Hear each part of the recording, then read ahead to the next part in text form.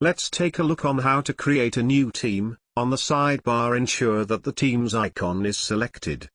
Now, at the bottom left of the screen, click on Join or Create Team. In this session we will be creating a new team, so click on Create Team. We would now be creating a team from scratch, so click on Build Team from Scratch. It's important to remember that private teams require an invitation or approval, while public teams allow anyone in your organization to join.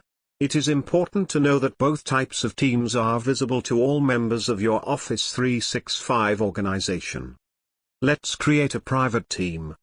We now need to give our team a name. For this session we will create a team called H2C Members. In the description you need to provide what the team is for.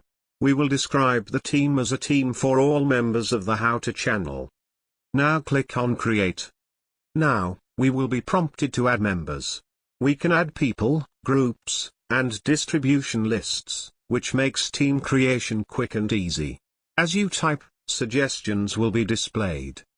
Let's add a user to our team. We can click these suggestions to add them. Once we have selected our desired users, we will click on the Add button. Once team members has been added, the dialog will change slightly. Each team member will be displayed in the main part of the window. We can click the chevron next to their name to choose whether you want to set their role as a member or owner, which has more control over the team, or click the X to remove them from the team list. When you are finished, click Close. Our team is now created, with the default channel, General, displayed. To add members to our team after creating it, ensure the team's icon is selected from the sidebar. We can now click the ellipses next to the team name. Now click on Add Members. Either action will open the Add Members dialog box, which works the same way as during creation of our team.